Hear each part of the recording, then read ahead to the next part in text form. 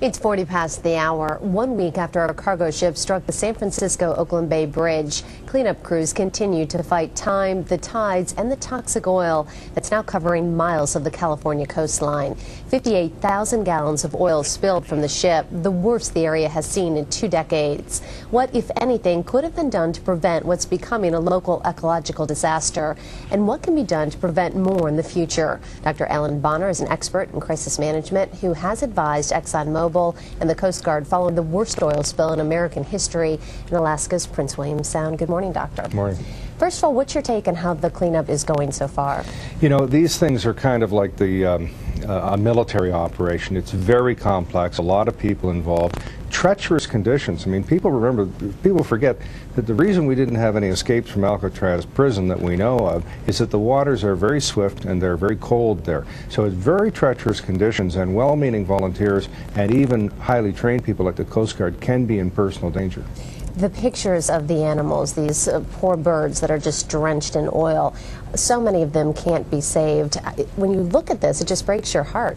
It really does. The only solace that I can take from that is after a much more massive oil spill in Valdez, Alaska, no species was affected over the long term. I mean, many individual birds and otters and fish and so on died, and that is tragic, and it's a loss to the environment. But there was at least a record fish catch the year after that and a record after that. So if they can, with boom, which is basically a floating fence that diverts the oil, if they can keep that away from sensitive beaches and from spawning areas, fish hatcheries and so on, they're in better shape. Remember, 60% of this oil evaporated within the first 6 to 8 hours. So the news story 8 hours later was 60% of this is gone.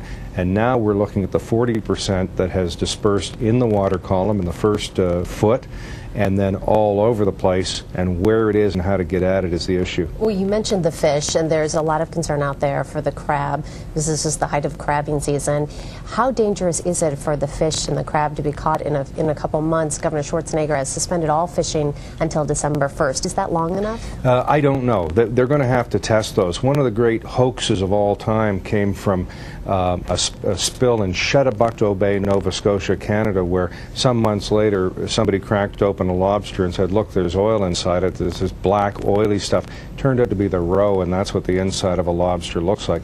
So you've got to test it, and remember that a year after Valdez there was a record fish catch. So if they can keep the oil away from spawning areas, if the fish don't ingest it, and if they live, you know, we're in better shape. The Exxon Valdez spill, this was an oil tanker. This was a cargo ship.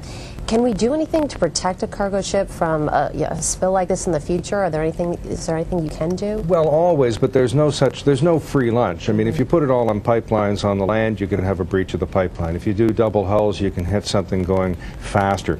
If you have if you have more gear, people rely on the gear and they switch their minds off. If you have a pilot, the pilot can make an error. The pilot is just a human being. So we can always work towards greater safety, but when you have the interconnection between human beings and technology, just like driving a car, we have 50,000 people die on the highways every year.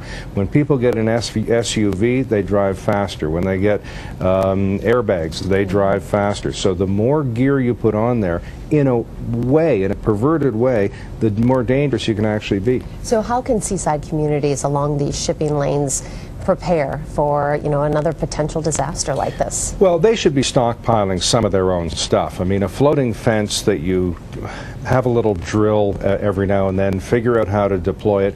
If you can divert that oil and just make it go somewhere that is less sensitive, you've done a good job. If you've got some shovels, if you've got garbage bags, and then if you have the people who own boats, if they are trained and pre-approved and trained up to deploy boom, they can probably do a lot of good. But this nonsensical situation that I heard of, that it was going to take 4 days to train, you know, a fisherman to drive his or her own boat in that situation is nonsense. In Europe, there are pre-approvals for spraying and burning, and I'm sure we could do pre-approvals for the use of private boats in an emergency like this. Well, how much longer is it going to take before it's completely cleaned up?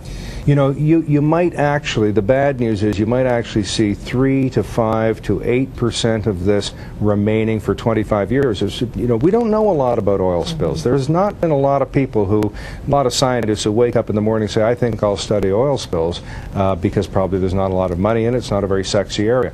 But the studies that I've read is that even 20 years after this one spill in Chedabucto Bay, Nova Scotia, the Bedford Institute said, well, the ecosystem had recovered about all but about 3 to 5%. So you're going to see some lingering effects, but they're going to be small. All right. Thank you so much, crisis management expert Dr. Alan Bonner. Thank you.